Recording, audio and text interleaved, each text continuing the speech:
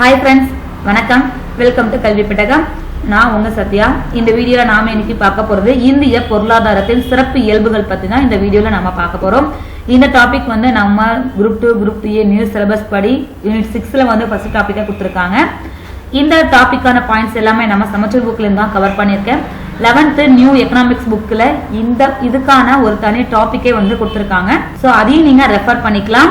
இந்த டாபிக்ல இருந்து எப்படி क्वेश्चंस வந்து கேட்பாங்க அப்படினு பாத்தீங்கன்னா கூற்று காரணம் கொடுத்து இந்த கூற்று சரியா இந்த காரணம் வந்து இந்த கூற்றுக்கு சரியான விளக்கமா அப்படினு क्वेश्चंस கேட்பாங்க. அப்படி இல்லனா 2-3 கூற்று கொடுத்து எந்தெந்த கூற்றுகள் சரி அப்படினு கேட்பாங்க.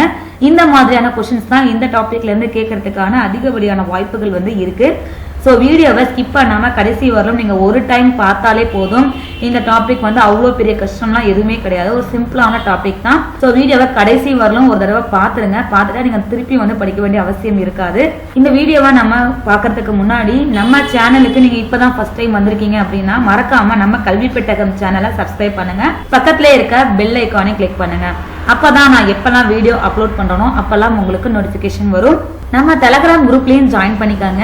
கீழே இருக்கிற டிஸ்கிரிப்ஷன் பாக்ஸ்ல டெலகிராம் குரூப்போட லிங்க் கொடுத்துருக்கேன், அதுல ஜாயின் பண்ணிக்கோங்க. அதுல வந்து பாத்தீங்கன்னா டெய்லி நியூஸ் பேப்பர்ஸ் கட்டிங்ஸ் வந்து நாங்க அப்லோட் பண்ணிட்டு இருக்கேன். அதுல தமிழகத்துல வெளிவரக்கூடிய முக்கியமான நாளிதழ்கள்ல இருந்து எடுக்கக்கூடிய அந்த நியூஸ் பேப்பர் கட்டிங்ஸ் தான் அதுல போட்டுட்டு இருக்கோம். ஸோ அதையும் யூஸ் பண்ணிக்கோங்க. ஈவினிங் நியூஸ் முதற்கொண்டு நம்ம அதுல அப்லோட் பண்ணிடுவேன் நான். ஸோ அதை யூஸ் பண்ணிக்காங்க. கரண்ட் அஃபேர்ஸுக்கு வாங்க நம்ம டாபிக் பார்க்கலாம். இந்திய பொருளாதாரத்தின் சிறப்பு இயல்புகளை பார்க்கறதுக்கு முன்னாடி பொருளாதாரம் அப்படின்னா என்னன்னு தெரிஞ்சுப்போம். ஃபர்ஸ்ட் பொருளாதாரம் அப்படிங்கிற சொல் வந்து ஓய்கோஸ் அப்படிங்கிற கிரேக்க சொல்லில இருந்தா பெறப்பட்டிருக்கு. இதோட பொருள் என்ன அப்படின்னு பாத்தீங்கன்னா வீட்டு நிர்வாகம் தான், அதாவது ஹவுஸ் மேனேஜ்மெண்ட். அதுதான் இந்த பொருளாதாரத்துக்கான கரெக்டான மீனிங். பொருளியலுக்கு தந்தை ஒருத்தர் இருக்காரு, ஆடம் ஸ்மித் தான் பொருளியலின் தந்தைன்னு சொல்லுவாங்க. ஆடம் ஸ்மித் வந்து பிரான்ஸ் நாட்டை சார்ந்தவர். எதற்காக அவரை பொருளியலின் தந்தை அப்படின்னு குறிப்பிடுறாங்கன்னு பாத்தீங்கன்னா பொருளியலுக்கான முதல் நூலை வந்து வெளியிட்டது வந்து ஆடம் ஸ்மித் தான். எந்த வருடம் பாத்தீங்கன்னா 1776ல நாடுகளின் செல்வம் அப்படிங்கிற தலைப்புல தான் அந்த புக்கை வந்து ரிலீஸ் பண்ணாங்க. அந்த புக்கு தான் வந்த எக்கனாமிக்ஸுக்கு வந்த முதல் புக்கு. ஸோ அதனால இவரை வந்து பொருளியலின் தந்தை அப்படின்னு அழைக்கிறாங்க. அந்த நூல்ல அரசியல் கட்டுப்பாடற்ற வணிக கொள்கை பற்றி வந்து முக்கியமா குறிப்பிட்டிருக்காங்க அந்த நூல்ல.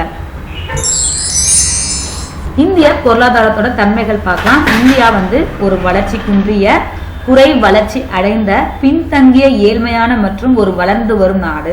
அதாவது இந்தியா ஒரு குறைவான வருமானம் ஈட்டக்கூடிய ஒரு நாடு. எந்த நாட்டுல வந்து தல வருமானமும் குறைஞ்சு அதனால வாழ்க்கை தரமும் குறைவாக இருக்குதோ அந்த நாடு வந்து வளர்ச்சி குறைந்த நாடுன்னு சொல்லுவாங்க. இந்த தல வருமானத்தை அடிப்படையாக கொண்டுதான் ஒரு நாடு வந்து வளரும் நாடா அல்லது வளர்ந்த நாடா அப்படின்னு பிரிச்சு பார்ப்பாங்க. இந்திய பொருளாதாரத்தோட ஒரு அறிமுகம் தெரிஞ்சுக்கலாம். தாதாபாய் நவ்ரோஜி வந்து 1867ல வந்து இந்தியாவோட சொத்தும் மூலதனமும் அழிவதனாலதான் நம்ம நாட்டோட வளர்ச்சி வந்து பாதிக்கப்படுது அப்படின்னு ஒரு கூற்றை வந்து முன்னெடுத்தாங்க. இந்த விளக்கம் வந்து அவரோட நூலான வறுமையும் பிரிட்டிஷ் ஆட்சி இல்லாத India, poverty and un-British rule in India அப்படிங்கிற ஒரு நூல்ல வந்து குறிப்பிட்டிருக்காங்க. இந்திய பொருளாதாரத்தை வந்து ஒரு கலப்பு பொருளாதாரம் அப்படின்னு சொல்லுவாங்க. ஏன்னா தனியாரும் கவர்மெண்ட்டும் சேர்ந்து, அதாவது பிரைவேட்டும் கவர்மெண்ட்டும் சேர்ந்த ஒரு பொருளாதாரத்தை தான் கலப்பு பொருளாதாரம் சொல்லுவாங்க. அதனால இந்திய பொருளாதாரம் வந்து ஒரு கலப்பு பொருளாதாரம். இந்தியா வந்து ஒரு வளர்ந்து வரும் பொருளாதார நாடுன்னு சொல்லுவாங்க. வாங்கும் திறனை அடிப்படையாக கொண்டு, அதாவது பர்ச்சேஸ் பவர் பார்ட்டி, இந்தியா வந்து உலகில வந்து இருக்கக்கூடிய 5 பெரிய வளரும் பொருளாதார நாடுகள்ல ஒன்றாக கருதப்படுது. எது அடிப்படையாக வச்சுன்னு பாத்தீங்கன்னா பர்ச்சேஸ் பவர் பார்ட்டி அடிப்படையாக வச்சு அதை வந்து பிரிச்சிருக்காங்க. இது வந்து நம்ம ஸ்கூல் புக்ல இருக்கக்கூடிய ஒரு தகவல் பேழை. 1867-68ல முதலாக தாதாபாய் நவ்ரோஜி வந்து இந்தியாவின் வறுமை மற்றும் ஒரு பிரிட்டிஷ் இல்ல ஆட்சி என்ற புத்தகத்தில் தனிநபர் வருமானத்தை பற்றி முதலாக கூறியுள்ளார். நம்ம இந்தியாவில வந்து தனிநபர் வருமானத்தை பற்றி முதலாக கூறியவர் யாருன்னா தாதாபாய் நவ்ரோஜி தான். இந்திய பொருளாதாரத்தை வந்து இரட்டை பொருளாதாரம்னு சொல்லுவாங்க. ஏன் இரட்டை பொருளாதாரம் அப்படின்னு சொல்றாங்கன்னா எப்போதுமே வந்து நகரத்தையும் கிராமத்தையும் சார்ந்துதான் நம்ம பொருளாதாரம் இருக்கும். வறுமையும் வளமையும் இரண்டுமே இருக்கும், வேளாண்மை தொழில் இரண்டுமே இருக்கும். இந்த இரட்டைத்தன்மை காரணமாகத்தான் இந்திய பொருளாதாரத்தை ஒரு இரட்டை பொருளாதாரம்னு சொல்லுவாங்க, டுயலிஸ்டிக் எக்கனாமிக் அப்படின்னு சொல்லுவாங்க.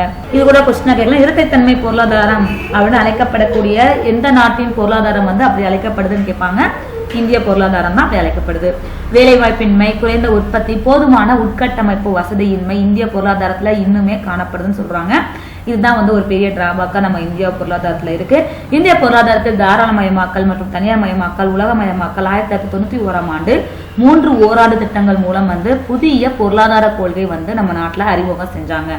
அந்த பீரியட்ல வந்து 5 திட்டங்கள் வந்து நடைமுறையில் இருந்துச்சு. அதுல வந்து ஒரு சின்ன கேப் போட்டு 3 ஓராண்டு திட்டங்கள் வந்து செயல்படுத்தினாங்க. அந்த திட்டத்துல தான் புதிய பொருளாதார கொள்கை வந்து அறிமுகம் செஞ்சாங்க 1991ல. இந்தியா ஒரு வளர்ச்சி குறைந்த நாடுன்னு சொல்லுவாங்க. வளர்ச்சி குறைந்த நாடுகளில் காணப்பட அனைத்து பண்புகளும் வந்து இந்திய நாட்டிலையும் காணப்படுது. அதை தவிர இன்னும் சில காரணங்கள் கூட இந்தியாவில் இருக்கு. சீரற்ற பொருளாதார வளர்ச்சி, அதான் ஒரே லெவல்ல போயிட்டு இருக்காம ஏற்ற இறக்கமா இருக்கு இல்லையா, அதை வந்து அதுவும் ஒரு முக்கியமா காரணமா சொல்றாங்க. குறைபாடுகளை கொண்ட சந்தை முறை ஃபுல்லாவே டிஜிட்டல் மயமாக்கப்படலை இல்லையா, அதனால வந்து சந்தை முறையிலே வந்து குறைபாடுகள் வந்து நிறைய காணப்படுது. குறைந்த போக்குவரத்து மற்றும் தகவல் தொடர்பு, அதுவும் வந்து ரொம்ப பெரிய ஒரு டிராபேக்கா இருக்கு. குறைவான தொழில் வளர்ச்சித்துறை மயமாதல், இதுவும் வந்து ரொம்ப பெரிய டிராபேக்கா இருக்கு. இந்தியாவோட பொருளாதாரம் வந்து வளர்றதுக்கு ஒரு தடைக்கல்லாவே இருக்கு. பொருளாதாரத்துல முக்கியமா ஒரு 4 முறைகள் இருக்கு. பழமை பொருளாதார முறை, முதலாளித்துவ பொருளாதாரம், பொது உடைமை பொருளாதாரம், கலப்பு பொருளாதாரம். இந்திய பொருளாதாரம் ஒரு கலப்பு பொருளாதாரம் சொல்லியாச்சு. அதை இந்திய பொருளாதாரத்தின் தன்மைகள்ல பார்ப்போம். அது இல்லாம இப்ப அந்த 3 முறைகளை வச்சு நம்ம பார்த்துருவோம். பழமை பொருளாதாரம் இது வாழ்வு பொருளாதாரம் என்றும் பிழைப்பு பொருளாதாரம் என்றும் அழைக்கப்படுகிறது. ஏன் அப்படின்னு பாத்தீங்கன்னா, இந்த பொருளாதாரத்துல வந்து பண்டமாற்று முறை தான் வந்து இருந்துச்சு. பண்டமாற்று முறைனா நம்ம வந்து ஒரு பொருள் வாங்கினோம்னா அதுக்கு வந்து பணம் கொடுக்க மாட்டோம், அதுக்கு பதிலா வேற ஒரு பொருளை வந்து கொடுப்போம் இல்லையா, அதுதான் வந்து பண்டமாற்று முறை. அந்த முறை வந்து இப்போது கிடையாது. அதனால வந்து இது மூடப்பட்ட பொருளாதாரம் அப்படின்னு கூட அழைக்கப்படுது. மூடப்பட்ட பொருளாதாரம் அழைக்கப்படக்கூடிய பொருளாதாரம்னா பழமை பொருளாதாரம். அது மட்டும் இல்லாம அது வாழ்வு பொருளாதாரம், பிழைப்பு பொருளாதாரம் என்று கூட அழைக்கப்படுது. அடுத்தது முதலாளித்துவ பொருளாதாரம். தொழில் நிறுவனங்கள் அனைத்தும் தனியார் முதலீட்டுல வந்து அமைந்திருக்கும். எடுத்துக்காட்டு எந்த நாட்டுல சொல்லலாம்னு பாத்தீங்கன்னா, அமெரிக்கால வந்து இந்த மாதிரி வந்து தொழில் நிறுவனங்கள் அனைத்தும் வந்து தனியாரோட முதலீட்டுல வந்து அமைச்சிருப்பாங்க. அடுத்தது பொது உடைமை பொருளாதாரம். இது கட்டளை பொருளாதாரம் என்றும் அழைக்கப்படுகிறது. நாட்டுல இருக்கிற பொருளாதார உற்பத்தி காரணிகள் அனைத்துமே அரசுக்கு சொந்தமானதாக இருக்கும். எடுத்துக்காட்டு ரஷ்யாவை சொல்லலாம். அந்த நாட்டுல வந்து அங்க இருக்கக்கூடிய எல்லாமே எல்லா பொருளாதார உற்பத்தி காரணிகள் அனைத்துமே அந்த அரசுக்கு சொந்தமானதா இருக்கு. நான் ஏற்கனவே சொன்னாலையா, இந்திய பொருளாதாரம் ஒரு கலப்பு பொருளாதாரம். அது வந்து இந்திய பொருளாதாரத்தின் சிறப்பு இயல்புகள்ல இந்திய பொருளாதாரத்தின் வளங்கள் தலைப்பு கீழே வந்துடும். அதனால கலப்பு பொருளாதாரத்தையும் அதில் சேர்த்துக்கலாம். உற்பத்தி காரணிகளை அரசும் தனியாரும் சேர்ந்து செயல்படுத்தும். இதுதான் வந்து கலப்பு பொருளாதாரம். எக்ஸாம்பிளுக்கு வந்து இந்தியாவும் பிரான்ஸும் சொல்லலாம். தனியார் துறையும் பொதுத்துறையும் சேர்ந்து சீரிய முறையில வந்து செயல்படுவாங்க. ரயில்வே டிபார்ட்மெண்ட்ல இப்ப பிரைவேட்டுக்கு வந்து அலோவ் பண்றதா சொல்லியிருக்காங்க இல்லையா, அது மாதிரி வந்து எல்லா டிபார்ட்மெண்ட்லயும் வந்து தனியாரும் இந்தியா கவர்மெண்ட்டும் சேர்ந்து பண்ணா பொருளாதாரம் வந்து வளர்ச்சி அடையும் அப்படின்னு சொல்லியிருக்காங்க. இதுதான் வந்து கலப்பு பொருளாதாரம். வந்தாலும் சில தொழில்களை வந்து தனியார்ட்ட வந்து ஒப்படைக்கிறாங்க இல்லையா, ஏர்லைன்ஸ் ஏர் இந்தியா அதை கூட நமக்கு இப்ப பிரைவேட்டாக ஆக்க போறாங்க. அது இல்லாம ரயில்வேயும் ஆக்க போறாங்க. பாதி ரயில்வே வந்து தனியார்ட்டையும் பாதி ரயில்வே வந்து இந்தியாட்டையும் நம்ம கவர்மெண்ட்லயும் இருக்கும்.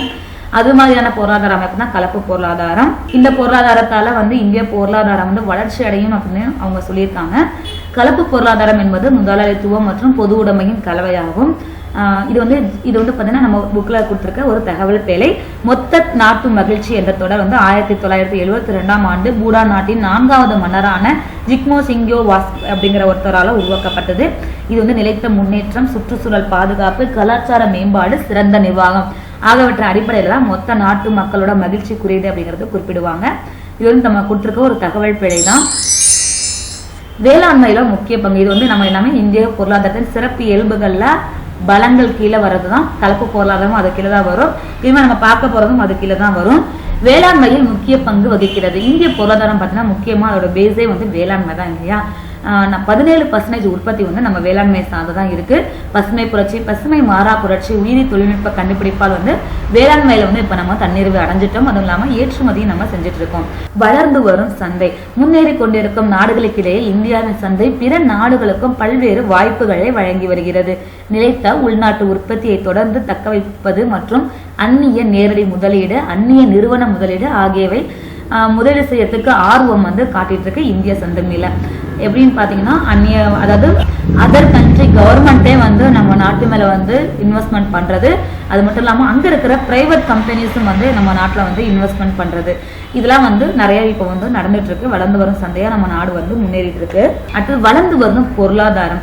உலக பொருளாதாரத்தில் மொத்த உள்நாட்டு உற்பத்தியில் ஜிடிபி வந்து 7வது இடத்திலும், வாங்கும் சக்தியில் அடிப்படை அதாவது பர்ச்சேசிங் பவர்ட்டின்னு சொன்னோம் இல்லையா, பர்ச்சேசிங் பவர்ட்டி அதன் அடிப்படையில 3வது இடத்தையும் பெற்றிருக்கு. இப்போதைக்கு வளர்ந்து வரும் பொருளாதாரத்தில் G20 நாடுகளில் ஒன்றாக இந்தியாவும் இடம்பெற்று இருக்கு. வேகமாக வளர்ந்து வரும் பொருளாதாரம். இந்திய பொருளாதாரம் வந்து 2016-17 சீனாவிற்கு அடுத்த இடத்துல 7.1% பொருளாதார வளர்ச்சி பெற்று வேகமாக வளர்ந்து வரும் நாடுகள்ல ஒன்றாக இந்தியாவும் வந்து வளர்ந்து வந்துட்டு இருக்கு. வேகமாக வளரும் பணிகள் துறை, இது வந்து அடுத்த டாபிக். இந்தியாவின் பொருளாதார வளர்ச்சிக்கு பணிகள் துறையும் முக்கிய பங்கு வகிக்கிறது. அதாவது தகவல் தொழில்நுட்பம், BPO போன்ற தொழில்நுட்ப சேவைகள் வந்து வளர்ச்சி பெற்று வந்துட்டு இருக்கு. இப்ப அதிக இடத்துல வந்து BPO கம்பெனிஸ் வந்து நிறைய இருக்கு, IT கம்பெனிஸும் நிறைய இருக்கு இல்லையா. அவங்களோட பங்களிப்பும் வந்து நம்ம இந்திய பொருளாதாரத்தோட வளர்ச்சிக்கு வந்து ரொம்பவே உறுதுணையா இருக்கு. பேரளவு உள்நாட்டு நுகர்ச்சி. நுகர்ச்சினா என்ன ஒண்ணும் இல்ல, வாங்குறதுன்னு அர்த்தம். பேரளவுனா அதிக அளவிலான உள்நாட்டு நுகர்ச்சி. உள்நாட்டு நுகர்வு பொருட்களை வாங்குவது பெருமளவு அதிகரித்துள்ளதுன்னு சொல்லியிருக்காங்க. மக்களின் வாழ்க்கை முறை வந்து மாறி இருக்கு அப்படின்னு சொல்றாங்க. அடுத்தது நகர்ப்புற பகுதிகளின் விரைவான வளர்ச்சி. பொருளாதார வளர்ச்சிக்கான அறிகுறிகளில் நகரமயமாதல் வந்து முக்கிய அறிகுறியாக கருதப்படுது. மேம்பட்ட போக்குவரத்து மற்றும் தொடர்புகள், கல்வி மற்றும் சுகாதார வசதிகள் நகரமயமாதலை வந்து மேலும் அதிகரிக்கிறதுக்கு காரணமா இருக்கு. நிலையான பேரளவு பொருளாதாரம். உலக நாடுகளில் இந்தியா ஒரு நிலைத்த பேரளவு பொருளாதார நாடு அப்படிங்கறத நிரூபிச்சு வருது. புள்ளி விவரம் வந்து நமக்கு காட்டுது. நடப்பாண்டுல பொருளாதாரத்தை நிலைத்த, உறுதி வாய்ந்த, சிறந்த எதிர்காலம் கொண்ட பேரியல் பொருளாதாரத்திற்கான சொர்க்கம் அப்படின்னு குறிப்பிடுது அந்த புள்ளியல் வந்து. பொருளாதார ஆய்வறிக்கையின் படி 2014-2015 ஆண்டுக்கான மொத்த உள்நாட்டு உற்பத்தி வளர்ச்சி விகிதம் வந்து 8% இருக்கும் அப்படின்னு நிர்ணயிச்சிருந்தாங்க. அப்படி நிர்ணயித்திருந்த போதிலும் பாத்தீங்கன்னா 7.6% தான் வந்து வளர்ச்சி வந்து அடைஞ்சிருந்துச்சு. கொஞ்சம் தான் குறைவு, ரொம்ப ஒன்றும் குறைவில்லை. ஆனா இப்ப வந்து ரொம்பவே டவுன் ஆயிடுச்சு. பண மதிப்பை இழப்பு செஞ்சது, அதாவது 500 ரூபாய் 1000 ரூபாய் வந்து செல்லாதுன்னு அறிவிச்சது, இது போல சில காரணங்களால இந்திய பொருளாதாரம் வந்து இப்போது வந்து சரிவு நிலையை தான் அடைஞ்சிருக்கு. கூடிய சீக்கிரத்துல வந்து அது வந்து மீண்டும் வந்து இந்திய பொருளாதாரம் வந்து ஒரு சாதனை படைக்கும் அப்படின்னு நம்ம எதிர்பார்க்கலாம். மக்கள் தொகை பகுப்பு. இந்திய மனித வளம் வந்து இளைஞர்களால தான் நிரம்பி இருக்கு. இளைஞர்களே ஒன்றாம் வளர்ச்சியோட அடிப்படை காரணமா இருக்காங்க. இவர்களின் திறமையால் இந்திய பொருளாதாரம் வளர்ச்சியை வந்து எட்டிட்டு இருக்கு. இது வெளிநாட்டு முதலீட்டையும் வெளிநாட்டு வேலை வாய்ப்புகளையும் வந்து இந்தியாவுக்கு வந்து ரொம்பவே ஈர்த்து தருது. இதுவரை நம்ம இந்திய பொருளாதாரத்தோட பலங்கள் பார்த்தோம். இனிமேல் பார்க்க போறது இந்திய பொருளாதாரத்தின் பலவீனம். என்னதான் பலம் இருந்தாலும் நமக்கு பலவீனம்னு இருக்கும் இல்லையா. பலவீனம் முதல் என்னன்னு பாத்தீங்கன்னா அதிக மக்கள் தொகை தான். உலகத்திலே 2வது இடத்துல நம்ம வந்து மக்கள் தொகையில வந்து இருக்கோம். முதல் இடம் சீனா, 2வது இடம் வந்து இந்தியா தான். இந்த மக்கள் தொகை அதிகமா இருக்கிறது தான் நம்ம இந்திய பொருளாதாரத்துக்காக மிகப்பெரிய ஒரு டிராபேக்கா இருக்கு. ஏன்னா நம்ம அத்தனை மக்களுக்கும் வந்து சரிசமமா வந்து நம்ம எல்லாரும் முன்னேறதான் இந்திய பொருளாதாரம் அப்படிங்கிறது உலக அளவுல வந்து வளர்ச்சி அடைந்த காணப்படும். இந்த மக்கள் தொகை காரணத்தால தான் வந்து நம்ம பொருளாதாரம் வந்து இன்னுமே டவுனாவே இருக்கு. ஏற்றத்தாழ்வு மற்றும் வறுமை, அதாவது எல்லாமே வந்து நம்ம பணக்காரங்க கிடையாது, எல்லாமே ஏழையும் கிடையாது இல்லையா. ஓரளவுக்கு வந்து வளர்ச்சி அடைந்த மக்களும் இருக்காங்க, நடுத்தர மக்களும் இருக்காங்க, பின்தங்கிய மக்களும் இருக்காங்க. இந்த ஒரு காரணத்தாலையும் இந்திய பொருளாதாரம் வந்து இன்னும் வளர்ச்சி அடைய முடியாம இருக்கு. அது மட்டும் இல்லாம அடுத்த பாயிண்ட் அத்தியாவசிய பண்டங்களின் விலை உயர்வு. விலைவாசி உயர்வு வந்து இப்போ வந்து சொல்லவே முடியாது. வெங்காயம் சொல்லலாம் உதாரணத்துக்கு. வெங்காயம் வந்து இப்போ எக்கச்சக்கமா விற்கிது. வேலை வெங்காயத்தை வாங்குறதுக்கு பயமா இருக்கு. அது மாதிரி ஒரு சூழ்நிலை வந்து இப்போ போயிட்டு இருக்கு. பருப்பு விலை, எண்ணெய் விலை எல்லாமே மாறி மாறி ஏறிட்டு இருக்கு. பெட்ரோல், டீசல், தங்கம் எல்லாமே விலை ஏறிட்டு இருக்குது. அந்த மாதிரியான சுச்சுவேஷனாலையும் நம்ம இந்திய பொருளாதாரம் வந்து வளர்ச்சி அடையாம இருக்கு. அதுக்கு அடுத்த பாயிண்ட் உட்கட்டமைப்பு பலவீனம். உட்கட்டமைப்புனா ஒண்ணும் இல்லை, இந்தியாவுக்கு உள்ளக்க மருத்துவமனைகள், முக்கியமா அத்தியாவசிய தேவையான அந்த உட்கட்டமைப்புகள் வந்து நமக்கு இன்னும் சரிவர வந்து அந்த உட்கட்டமைப்பையும் இன்னும் சரிவர நம்மளால மேற்கொள்ள முடியல. அடுத்தது வேலை வாய்ப்பை உருவாக்க திறனற்ற நிலை. இந்தியா பாத்தீங்கன்னா இப்போ வந்து இளைஞர்களால அதிகமா நிரம்பி இருக்குன்னு நம்ம சொல்லியிருக்கோம். அப்ப அவ்வளவு நிரம்பி இருக்காங்கன்னா எல்லாருக்கும் வேலை கொடுக்கணும் இல்லையா. இளைஞர்கள் எல்லாருமே வேலைக்கு போனாதான் இந்தியாவோட பொருளாதாரம் வந்து ஒரு வளர்ச்சி அடைந்த நிலையை வந்து எட்ட வந்து வாய்ப்பு இருக்கும்.